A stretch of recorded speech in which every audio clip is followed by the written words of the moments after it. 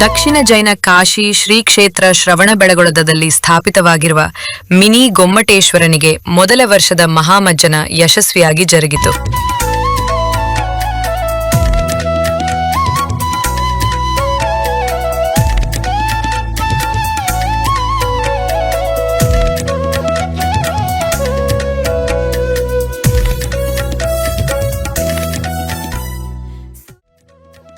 ಶ್ರೀ ಕ್ಷೇತ್ರದಲ್ಲಿ ಭಗವಾನ್ ನೇಮಿನಾಥ ತೀರ್ಥಂಕರರ ವಾರ್ಷಿಕ ಪಂಚಕಲ್ಯಾಣ ಮಹಾರಥೋತ್ಸವದ ಪ್ರಯುಕ್ತ ಭಂಡಾರ ಬಸದಿಯ ಚದ್ವೀಸ ತೀರ್ಥಂಕರರ ಸನ್ನಿಧಿಯ ಪ್ರಾಂಗಣದ ಚಿಕ್ಕ ಬಾಹುಬಲಿಗೆ ಪ್ರಥಮ ವರ್ಷದ ಮಸ್ತಕಾಭಿಷೇಕವನ್ನು ಧಾರ್ಮಿಕ ವಿಧಿವಿಧಾನಗಳೊಂದಿಗೆ ಕ್ಷೇತ್ರದ ಪೀಠಾಧಿಪತಿ ಸ್ವಸ್ತಿಶ್ರೀ ಅಭಿನವ ಚಾರುಕೀರ್ತಿ ಭಟ್ಟಾರಕ ಸ್ವಾಮೀಜಿ ಮಾರ್ಗದರ್ಶನದಲ್ಲಿ ಭಕ್ತಿಯಿಂದ ನೆರವೇರಿಸಲಾಯಿತು.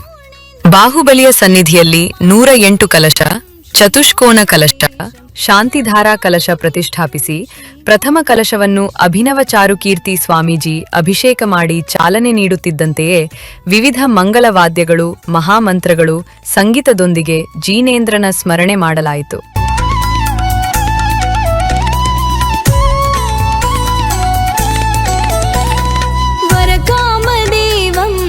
ಕಾಮದೇವಂ ಧರಣೀಂದ್ರ ವಂದ್ಯಂ ಶ್ರೀ ತ್ಯಾಗವೀರಂ ವರಕಾಮದೇವಂ ಜಿತಕಾಮದೇವಂ ಧರಣೀಶ ವಂದ್ಯಂ ಶ್ರೀ ತ್ಯಾಗವೀರಂ ತರಣಿ ಪ್ರಕಾಶಂ ಮಹಾಮುನೀಶಂ ನಮಾಮಿ ನಿತ್ಯಂ ಶ್ರೀ ಗೋಮಟೇಶಂ ನಮಾಮಿ ನಿತ್ಯಂ ಶ್ರೀ ಗೋಮಟೇಶಂ.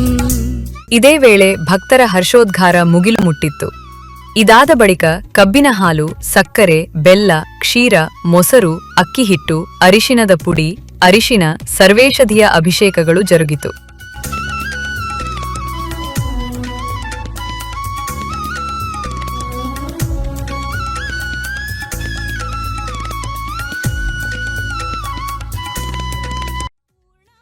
ಜಲಾಭಿಷೇಕದ ನಂತರ ಎಳನೀರು, ಕಾಯಿತುರಿ, ಬಗೆ ಬಗೆಯ ಹಣ್ಣುಗಳ ಅಭಿಷೇಕ ನೆರವೇರಿತು. ಮಾವು, ದಾಳಿಂಬೆ, ಮೋಸಂಬಿ, ಕಿತ್ತಳೆ ಹಣ್ಣುಗಳಿಂದ ತಯಾರಿಸಿದ ರಸದಿಂದ ಅಭಿಷೇಕ ನೆರವೇರಿಸಿದಾಗ ನೆರೆದಿದ್ದ ಭಕ್ತರು ಬಾಹುಬಲಿಗೆ ಜೈಕಾರ ಹಾಕಿದರು. ಅಲೆ ಅಲೆಯಾಗಿ ಗೊಮ್ಮಟನ ಮೈಮೇಲೆ ಸಾಗುತ್ತಾ ಭಗವಂತನ ಪಾದದ ಬಳಿ ಬರಲು ಪ್ರತಿಯೊಂದು ಚಿಕ್ಕ ಅಲೆಗಳು ತಾಮುಂದು ಎಂಬಂತೆ ಪೈಪೋಟಿ ನಡೆಸುತ್ತಿದ್ದವೇನೋ ಎಂಬಂತೆ ಕಾಣಿಸುತ್ತಿತ್ತು. ಚತುಷ್ಕೋನ ಕಲಶದ ನಂತರ ಚಂದನ, ಅಷ್ಟಗಂಧ, ಬಿಳಿಗಂಧ, ಕೇಸರಿ ಅಭಿಷೇಕಗಳು ನಡೆದಾಗ ನೆರೆದಿದ್ದ ಭಕ್ತರು ಆ ಸುಂದರ ಕ್ಷಣವನ್ನು ತಮ್ಮ ಮೊಬೈಲ್ನಲ್ಲಿ ಸೆರೆ ಹಿಡಿಯುತ್ತಿದ್ದರು. ಬೇರೆ ಬೇರೆ ಜಿಲ್ಲೆ, ರಾಜ್ಯಗಳಿಂದ ಸಂಗ್ರಹಿಸಿ ತಂದಿದ್ದ ವಿವಿಧ ಪುಷ್ಪಗಳಿಂದ ಪುಷ್ಪವೃಷ್ಟಿ ಮಾಡಲಾಯಿತು.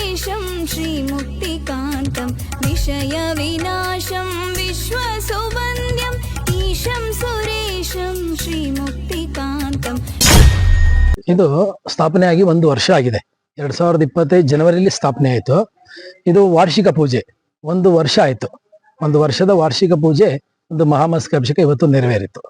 ಜಲ, ಎಳನೀರು, ಇಕ್ಷುರಸ, ಕಬ್ಬಿನ ಹಾಲು, ಹಾಲು, ಅರಿಶಿಣ, ಅಷ್ಟಗಂಧ, ಆಮೇಲೆ ಬಿಳಿಗಂಧ ಎಲ್ಲ ಅಭಿಷೇಕ, ಪುಷ್ಪವೃಷ್ಟಿ, ಶಾಂತಿಧಾರ, ಪಂಚಾಮೃತ ಪೂಜೆ ಎಲ್ಲ ನೆರವೇರಿತು. ಕೆಲವರು ವೃದ್ಧರಿಗೆ ಹೋಗ್ಲಿಕ್ಕಾಗ್ಲಿ ಆಗದೆ ಇರೋರೆಲ್ಲ ಇಲ್ಲಿ ದರ್ಶನ ಮಾಡಿ ಅಭಿಷೇಕ ಮಾಡುವ ಪ್ರತಿ ವರ್ಷ ಅಂತ ಒಂದು ಇಲ್ಲಿ ಸ್ಥಾಪನೆ ಆಗಿದೆ. ದೊಡ್ಡ ಸ್ವಾಮಿಗಳು, ಹಿರಿಯ ಸ್ವಾಮಿಗಳು ಇದನ್ನ ತರಿಸಿದ್ರು. ನಮ್ಮ ಈ ಅಭಿನವ ಚಾರುಕೀರ್ತಿ ಸ್ವಾಮೀಜಿಯವರ ನೇತೃತ್ವದಲ್ಲಿ ಇಲ್ಲಿ ಸ್ಥಾಪನೆ ಆಯಿತು. 1 ವರ್ಷ ಆಗಿದೆ ಇವತ್ತಿಗೆ. ಇದು 11 ಅಡಿ ಇದೆ. 11 ಅಡಿ ಗೊಮ್ಮಟೇಶ್ವರ ಅಭಿಷೇಕ ಅಂದ್ರೆ ಪ್ರತಿ 12 ವರ್ಷಕ್ಕೆ ಬಾಹುಬಲಿ ಸ್ವಾಮಿಗೆ ಮಹಾಮಸ್ತಕಾಭಿಷೇಕ ಆಗುತ್ತೆ.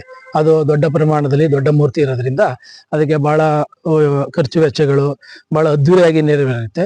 ಇದು ಒಂದು ಸಣ್ಣ ಮೂರ್ತಿ, ಪ್ರತಿ ವರ್ಷ ವಾರ್ಷಿಕ ಪೂಜೆ ಅಂತ ಎಲ್ಲ ನೋಡ್ಲಿ ಊರು ಜನ ಎಲ್ಲ ಊರು ಜನಕ್ಕೋಸ್ಕರ ಈ ಸ್ವಾಮೀಜಿಯವರು ಏನಂದ್ರು ಅಂದ್ರೆ, ಊರು ಜನ ಅಲ್ಲಿ ದೊಡ್ಡ ಮಹಾಮಸ್ತಕಾಭಿಷೇಕ ಇಡೀ ವಿಶ್ವ ಮಟ್ಟದಲ್ಲಿ ನೆರವೇರೋದ್ರಿಂದ ಊರು ಸ್ಥಳೀಯ ಜನಕ್ಕೆ ಸ್ವಲ್ಪ ಅಭಿಷೇಕ ಸಿಗಲ್ಲ ಅನ್ಬಿಟ್ಟು ಇಲ್ಲಿ ಅವಕಾಶ ಇರೋದ್ರಿಂದ ಪ್ರತಿ ವರ್ಷ ಇಲ್ಲಿ ಮಾಡಿ ಅಂತ ಸ್ವಾಮಿಗಳು ಒಂದು ಇಚ್ಛೆ ನಮ್ಮ ಅಭಿನವ ಚಾರುಕೀರ್ತಿ ಶ್ರೀಗಳದ್ದು. ಲೋಕಶಾಂತಿಗಾಗಿ ಶಾಂತಿಧಾರ ಮಾಡುವಾಗ ಆಚಾರ್ಯ ಅನೇಕಾಂತ ಸಾಗರ ಮಹಾರಾಜರು ಶಾಂತಿ ಮಂತ್ರಗಳನ್ನು ಪಠಿಸಿದರು. ಬಾಹುಬಲಿಗೆ ವಿವಿಧ ಪುಷ್ಪಗಳಿಂದ ತಯಾರಿಸಿದ ಬೃಹತ್ ಸುಂದರ ಹಾರವನ್ನು ಅರ್ಪಿಸಿ ಮಹಾ ಮಂಗಳಾರತಿ ಮಾಡಿ ಗಂಧೋದಕ ವಿತರಿಸಲಾಯಿತು.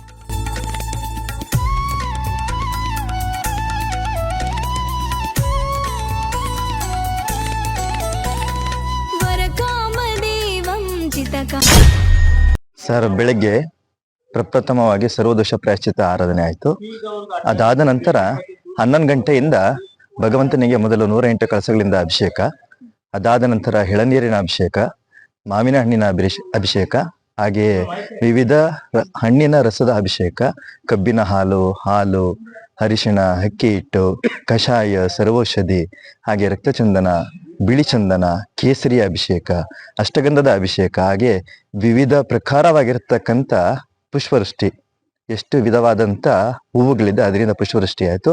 ಹಾಗೆ ಅಲ್ಲಿ ಹಾಕಿರ್ತಕ್ಕಂಥ ಹಾರನ್ನು ಕೂಡ ಅದನ್ನು ಸಮರ್ಪಣೆ ಮಾಡಿ ನಂತರ ಶಾಂತಿದಾರ ಆಯಿತು. ಅದೆಲ್ಲ ಕೂಡ ಮುನಿಗಳು, ಯಾರ ಆಚಾರ್ಯ ಶ್ರೀ ಅನೇಕಾಂತ ಸಾಗರ ಮಹಾರಾಜರು, ಹಾಗೆ ಅವರ ಸಾನ್ನಿಧ್ಯದಲ್ಲಿ ಇರ್ತಕ್ಕಂಥ ಮುನಿಗಳು, ಹಾಗೇನೆ ಭಟ್ಟಾರಕರು, ಹಾಗೆ ಕಮದಳ್ಳಿ ಸ್ವಾಮೀಜಿಯವರು ಎಲ್ಲರ ನೇತೃತ್ವದಲ್ಲಿ ಹಾಗೆ ಸುಮಾರು 106 ಸಂಖ್ಯೆಯಲ್ಲಿ ಭಕ್ತಾದಿಗಳು ನೆರವೇರಿದ್ರು. ಅದನ್ನ ನೋಡ್ತಕ್ಕಂಥ ಭಕ್ತಾದಿಗಳಿಗೆ ತುಂಬಾ ಅದನ್ನ ನೋಡಬೇಕು ಅನ್ನೋ, ಅದನ್ನ ವಿಧ ಆಗಿರ್ತಕ್ಕಂಥ ಅಭಿಷೇಕನ ನೋಡಬೇಕು, ಕಣ್ ತುಂಬಿಸ್ಕೋಬೇಕು. ಭಗವಂತನಿಗೆ ಯಾವ ರೀತಿ ಅಭಿಷೇಕ ಆಗ್ತದೆ, ಹಾಲಿನ ಅಭಿಷೇಕ ಆಗಿರ್ಬೋದು, ಹಾಗೆ ಅಕ್ಕಿಟ್ಟಿನ ಅಭಿಷೇಕ, ಅರಿಶಿನ ಅಭಿಷೇಕ ಆಗ್ಬೋದು. ಆ ಒಂದೊಂದು ಅಭಿಷೇಕವನ್ನು ನೋಡಿದಾಗ ಆ ಮೂರ್ತಿಯು ಕೂಡ ಒಂದೊಂದು ಬಗೆಯಲ್ಲಿ ಕಾಣ್ತಾ ಹೋಗ್ತದೆ. ಅದನ್ನ ನೋಡ್ಬೇಕು ಅನ್ನೋ ಸಲುವಾಗಿ ಸುಮಾರು ಜನ ಭಕ್ತಾದಿಗಳು ಇಲ್ಲಿ ಬರ್ತಾರೆ. ಖಂಡಿತ ಸರ್, ಹೌದು. ಯಾಕೆ ಅಂತಂದ್ರೆ ಒಂದೊಂದು ಅಭಿಷೇಕನ ಮಾಡ್ತಾ ಹೋದಾಗ, ಎಳ್ಳಿನ ಅಭಿಷೇಕ ಮಾಡಿದಾಗ ಅದರಲ್ಲಿ ಇರ್ತಕ್ಕಂಥ ಏನಿದೆ ಅದು ಮೂರ್ತಿಗೆ ಹಿಡಿತಾ ಬರ್ತದೆ. ಹಾಗೆ ಕಬ್ಬಿನ ಹಾಲನ್ನು ಮಾಡಿದಾಗ ಅದನ್ನು ಕೂಡ, ಹಾಲಿನನ್ನು ಮಾಡಿದಾಗ ಅದರಲ್ಲಿ ಇರ್ತಕ್ಕಂಥ ಅಂಶನು ಕೂಡ ಆ ಕಲ್ಲು ಗ್ರಹಿಸ್ತದೆ. ಹಾಗೆ ಅರಿಶಿಣನ ಅಭಿಷೇಕ, ಕಷಾಯದ ಅಭಿಷೇಕ, ಪ್ರತಿಯೊಂದನ್ನು ಕೂಡ ಮಾಡಿದಾಗ ಆ ಕಲ್ಲಿಗೆ ಅದರದೇ ಆದಂತ ಒಂದು ಪವರ್ ಬರ್ತಾ ಹೋಗ್ತದೆ. ಇದು ಪ್ರತಿ ವರ್ಷ ಸರ್. ಈಗ ಈ ಜಾತ್ರಾ ಮಹೋತ್ಸವದಲ್ಲಿ ಇದನ್ನ ವಾರ್ಷಿಕ ಪೂಜಾ ಮಹೋತ್ಸವದಲ್ಲಿ ಇದನ್ನ ವರ್ಷಕ್ಕೆ ಒಂದು ಸಾರಿ ಅದನ್ನ ನಿಗದಿ ಮಾಡಿದ್ದಾರೆ.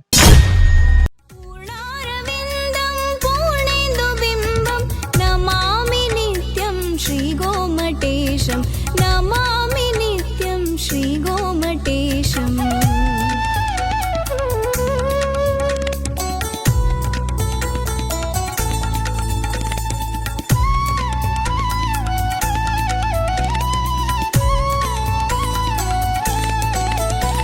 ಸುಮಾರು 11 ಅಡಿ ಎತ್ತರದ ಈ ಮಿನಿ ಬಾಹುಬಲಿಯನ್ನು 2025ರಲ್ಲಿ ಪ್ರತಿಷ್ಠಾಪನೆ ಮಾಡಿದ್ದು ಇಂದಿಗೆ 1 ವರ್ಷ ಕಳೆದಿದೆ.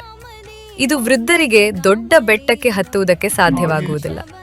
ಶ್ರೀ ಕ್ಷೇತ್ರಕ್ಕೆ ಬಂದ ವಯೋವೃದ್ಧರಿಗೂ ಬಾಹುಬಲಿಯ ದರ್ಶನವಾಗಬೇಕು ಮತ್ತು ಮಹಾಮಸ್ತಕಾಭಿಷೇಕವನ್ನು ಕಣ್ತುಂಬಿಕೊಳ್ಳಲು ಸಾಧ್ಯವಾಗದವರು ಪ್ರತಿ ವರ್ಷ ನಡೆಯುವ ಮಿನಿ ಮಸ್ತಕಾಭಿಷೇಕಕ್ಕೆ ಪಾಲ್ಗೊಳ್ಳಲು ಅನುಕೂಲವಾಗಲೆಂದು ಚಾರುಕೀರ್ತಿ ಭಟ್ಟಾರಕ ಸ್ವಾಮೀಜಿ ಕೆತ್ತನೆ ಮಾಡಿಸಿದ್ದರು. ಅವರ ಕಾಲ ನಂತರ ಹಾಲಿ ಅಭಿನವ ಸ್ವಾಮೀಜಿ ಅದನ್ನು ಪ್ರತಿಷ್ಠಾಪಿಸಿ ಇಂದು ಮಸ್ತಕಾಭಿಷೇಕ ನೆರವೇರಿಸಿದರು. ಶ್ರವಣಬೆಳಗೊಳ ಭೂಮಿಯ ಮೇಲನ ಸ್ವರ್ಗ, ಜೈನ ಕಾಶಿಯಾಗಿದ್ದು ತಲಕಾಡಿನ 4ನೇ ರಾಚಮಲ್ಲನ ಮಂತ್ರಿ ಚಾವುಂಡರಾಯನಿಂದ ತನ್ನ ತಾಯಿ ಕಳಲಾದೇವಿಯ ಆಸೆಯಂತೆ ಸುವರ್ಣಗಿರಿಯ ಬಂಡೆಯ ಮೇಲೆ ನಿಂತು ಶ್ರವಣಬೆಳಗೊಳದಲ್ಲಿ ಗೊಮ್ಮಟನ ಮೂರ್ತಿಯನ್ನು ಪ್ರತಿಷ್ಠಾಪನೆ ಮಾಡಲಾಯಿತು. ಬಿಸಿಲಿನಲ್ಲಿ ವಯೋವೃದ್ಧರಿಗೆ ಬೆಟ್ಟವನ್ನು ಹತ್ತಲು ಸಾಧ್ಯವಾಗುವುದಿಲ್ಲ. ಹಾಗಾಗಿ ಇಲ್ಲಿ ಮಿನಿ ಬಾಹುಬಲಿ ಪ್ರತಿಷ್ಠಾನೆ ಮಾಡಿದ್ದಾರೆ. ಮತ್ತೊಂದು ವಿಶೇಷವೆಂದರೆ 1045 ವರ್ಷಗಳೇ ಕಳೆದರೂ ಬಾಹುಬಲಿಯ ಮೂರ್ತಿಯ ಮೇಲೆ ಒಂದು ಕಾಗೆಯಾಗಲಿ ಪಕ್ಷಿಯಾಗಲಿ ಕೂತಿಲ್ಲ. ಮೂರ್ತಿಯ ಮೇಲೆ ಯಾವುದೇ ಸುರಕ್ಷಿತ ಮೇಲ್ಚಾವಣಿ ಮಾಡದಿದ್ದರೂ ಮಂದಸ್ಮತನಾಗಿ ಗೊಮ್ಮಟೇಶ್ವರ ನಿಂತಿದ್ದಾನೆ. ಇದು ಅದ್ಭುತಗಳಲ್ಲಿ ಅದ್ಭುತ. ಚಿಕ್ಕಬೆಟ್ಟದಲ್ಲಿ 275 ಮೆಟ್ಟಿಲುಗಳನ್ನು ಕಾಣುತ್ತೇವೆ. ಶ್ರವಣಬೆಳಗೊಳ ಎಂದೊಡನೆ ಬಾಹುಬಲಿಯ ಮೂರ್ತಿಯನ್ನು ನೋಡುತ್ತೇವೆ. ಆದರೆ ಈ ಕ್ಷೇತ್ರದಲ್ಲಿ ಸುಮಾರು 49 ಪವಿತ್ರ ಸ್ಥಳಗಳಿದ್ದು ಅವುಗಳನ್ನು ವೀಕ್ಷಣೆ ಮಾಡಲು 5 ರಿಂದ 6 ದಿನ ಬೇಕಾಗುತ್ತದೆ. ಅಂತಹ ಕ್ಷೇತ್ರದಲ್ಲಿ ಈಗ ದೊಡ್ಡ ಗೊಮ್ಮಟನ ಜೊತೆಗೆ ಚೋಟ ಬಾಹುಬಲಿ ಸೇರ್ಪಡೆಯಾಗಿರುವುದು ನಿಜಕ್ಕೂ ಶ್ರವಣಬೆಳಗೊಳಕ್ಕೆ ಮತ್ತೊಂದು ಹೆಮ್ಮೆಯ ಗರಿಯಿಟ್ಟಂತಾಗಿದೆ.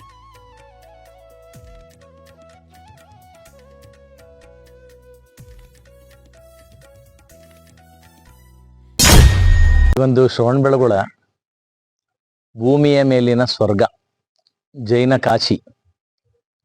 ವೈಶಾಖ ಶುಕ್ಲ ಶುದ್ಧ ಪಂಚಮಿ ದಿನ ಮೃಗಶಿರ ನಕ್ಷತ್ರದಲ್ಲಿ ಭಾನುವಾರ ತಲಕಾಡಿನ ದೊರೆ 4ನೇ ರಾಚಮಲ್ಲನ ಮಂತ್ರಿ ಚಾವುಂಡರಾಯನಿಂದ ತನ್ನ ತಾಯಿ ಕಾಳಲಾದೇವಿಯ ಆಸೆಯನ್ನು ಪೂರೈಸಲಿಕ್ಕೋಸ್ಕರ ಈ ಒಂದು ಶ್ರವಣಬೆಳಗೊಳ, ಕಟುವಪ್ಪರ ಸ್ಮಶಾನಗಿರಿ ಈ ಒಂದು ಪವಿತ್ರವಾದ ಜಾಗದಲ್ಲಿ ಸುವರ್ಣ ಬಂಡೆಯ ಮೇಲೆ ನಿಂತು ಬಾಣವನ್ನು ಹೂಡಿ ಆ ಒಂದು ವಿಂಧ್ಯಗಿರಿ ಈ ಒಂದು ಇಂದ್ರಗಿರಿಯ ಮೇಲೆ ವಿರಾಜಮಾನನಾಗಿ ಉತ್ತರ ದಿಕ್ಕಿಗೆ ಮುಖವನ್ನ ಇಟ್ಟು ಮಂದಹಾಸ ಬೀರಿ ಇಡೀ ಪ್ರಪಂಚಕ್ಕೆ ಶಾಂತಿಯ ಸಂದೇಶವನ್ನ ನೀಡ್ತಾ ಇರ್ತಕ್ಕಂಥ ಬಾಹುಬಲಿ ಸ್ವಾಮಿಯ ಈ ಒಂದು ಕ್ಷೇತ್ರದ ಮಹತ್ವವನ್ನ ಅತ್ಯಂತ ದೇವೋನ್ನತ ಸ್ಥಾನಕ್ಕೆ ತಲುಪಿಸ್ತಂತ ಚಾರ್ಕೀರ್ತಿ ಶ್ರೀಗಳನ್ನ ಈ ಸಂದರ್ಭದಲ್ಲಿ ನೆನೀತಾ 4 ಮಹಾಮಸ್ತಕಾಭಿಷೇಕಗಳನ್ನ ಅತಿ ಯಶಸ್ವಿಯಾಗಿ ಪೂರೈಸಿದಂತ ಗುರುಗಳು ಇವತ್ತು ಇಡೀ ಪ್ರಪಂಚದಾದ್ಯಂತ ಬೆಳಕಿನ ರೂಪದಲ್ಲಿ ಅವರು ಶಾಶ್ವತವಾಗಿದ್ದಾರೆ ಅಂತ ಬಯಸ್ತಾ, ಇವತ್ತು ಅವರ ಗುರುಗಳಿದ್ದಾಗೆ ಈ ಚಿಕ್ಕ ಮೂರ್ತಿ ಕೂಡ ನಿರ್ಮಾಣ ಆಗಿದ್ನ ನಾವು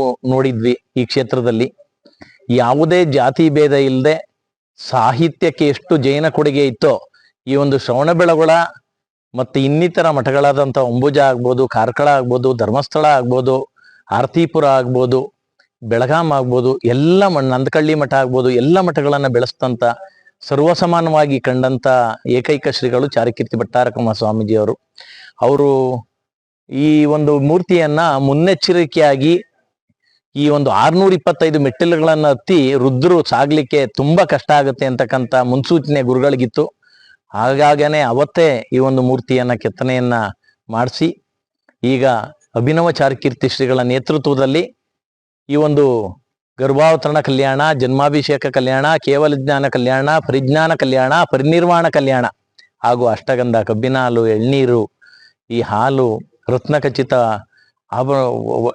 ಮಣಿಗಳು ಹಾಗೂ ಈ ಒಂದು ಕಬ್ಬಿನ ಹಾಲು, ಎಲ್ಲ ತರದ ಪುಷ್ಪಗಳು, ಅಂತಾರಾಷ್ಟ್ರೀಯ ಮಟ್ಟದ ಪುಷ್ಪಗಳಿಂದ ಅಭಿಷೇಕವನ್ನ ಮಾಡ್ತಾ ಇದ್ದಾರೆ.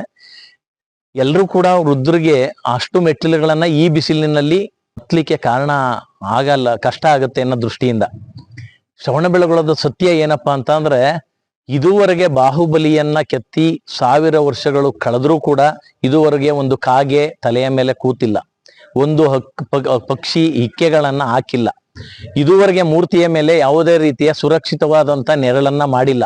ಆದ್ರೂ ಕೂಡ 1000 ವರ್ಷ ಆದ್ರೂ ಕೂಡ ಗೊಮ್ಮಟನ ಮುಖದಲ್ಲಿ ಮಂದಹಾಸದಲ್ಲಿ ಯಾವುದೇ ರೀತಿಯ ಕೊರತೆ ಇಲ್ಲ. ಈ ಮೇಲೆ ಏನು ಬಾಹುಬಲಿ ನಿಂತಿದ್ದಾರೋ ಅದೇ ಪ್ರತಿರೂಪವನ್ನ ಗುರುಗಳು ಇಲ್ಲಿ ಪ್ರತಿಷ್ಠಾಪನೆಯನ್ನು ಮಾಡಿದ್ದಾರೆ. ಈಗ ಬರ್ತಕ್ಕಂಥ ಅಂತಾರಾಷ್ಟ್ರೀಯ ಮಟ್ಟದ ಎಲ್ಲ ಭಕ್ತರು ಕೂಡ, ಸರ್ವ ಭಕ್ತರು ಕೂಡ ಪಾದವನ್ನ ಮುಟ್ಟಿ ನಮಸ್ಕಾರ ಮಾಡಿ ಅಭಿಷೇಕವನ್ನ ಮಾಡಲಿ ಅನ್ನೋ ದೃಷ್ಟಿಯಿಂದ ಈ ಒಂದು ಮೂರ್ತಿಯನ್ನ ಪ್ರತಿಷ್ಠಾಪನೆಯನ್ನ ಏನು ಭಕ್ತಿ ಭಂಡಾರಿ, ವಿಜಯನಗರ ಸಾಮ್ರಾಜ್ಯದ ಭಕ್ತಿ ಭಂಡಾರ ಬಸ್ತಿಯ ಪಕ್ಕ ಉಳ್ಳಾರ ರಚಿಸಿದಂತ ಭಂಡಾರ ಬಸ್ತಿಯ ಪಕ್ಕದಲ್ಲಿ ಎಡಭಾಗದಲ್ಲಿ ಪ್ರತಿಷ್ಠಾಪನೆಯನ್ನು ಮಾಡಿದ್ದಾರೆ. ಅದರ ಅನುಕೂಲವನ್ನ ಸಕಲ ಭಕ್ತರು ಕೂಡ ಪಡ್ಕೊಳ್ಳಿಕ್ಕೆ ಅವಕಾಶ ಕಲ್ಪಿಸಿದ್ದಾರೆ. ಚಿಕ್ಕಬೆಟ್ಟದಲ್ಲಿ 275 ಮೆಟ್ಟಿಲುಗಳನ್ನ ಕಾಣ್ತೀವಿ. ಒಟ್ಟು ಶ್ರವಣಬೆಳಗೊಳದಲ್ಲಿ ಏನಪ್ಪಾ ಅಂದ್ರೆ ಬಂದವರು ನೋಡೋದು ಗೊಮ್ಮಟೇಶ್ವರ ಮೂರ್ತಿಯನ್ನ ಮಾತ್ರ ನೋಡ್ತೀವಿ.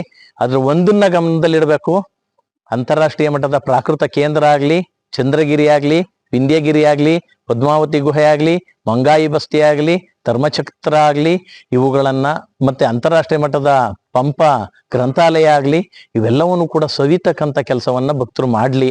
ಒಂದು 4 ರಿಂದ 5 ದಿನ ಆಗುತ್ತೆ. ಶ್ರವಣಬೆಳಗೊಳದಲ್ಲಿ ಒಟ್ಟು 49 ಪವಿತ್ರ ಸ್ಥಳಗಳಿದೆ. ಅದರ ದರ್ಶನವನ್ನ ಮಾಡಿ ಬಾಹುಬಲಿಯ ಪಾದಚರಣೆಗಳಿಗೆ ಎಲ್ಲರೂ ಕೂಡ ಸುಪ್ರೀತರಾಗ್ಲಿ ಅಂತ ಹಾರೈಸ್ತೀನಿ. ನಮಾಮಿ ನಿತ್ಯಂ ಶ್ರೀ ಗೋಮಟೇಶಂ, ನಮಾಮಿ ನಿತ್ಯಂ ಶ್ರೀ ಗೋಮಟೇಶಂ.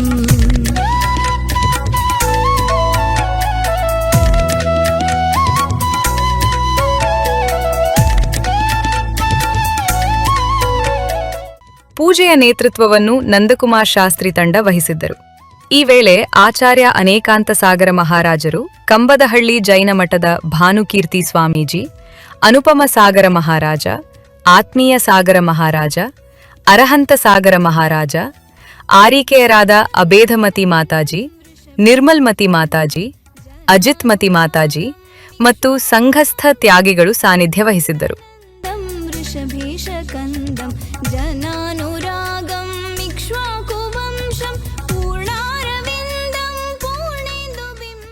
ಸುನಿಲ್ ಕುಂಭೇನಹಳ್ಳಿ, ಕನ್ನಡ 9, ಹಾಸನ.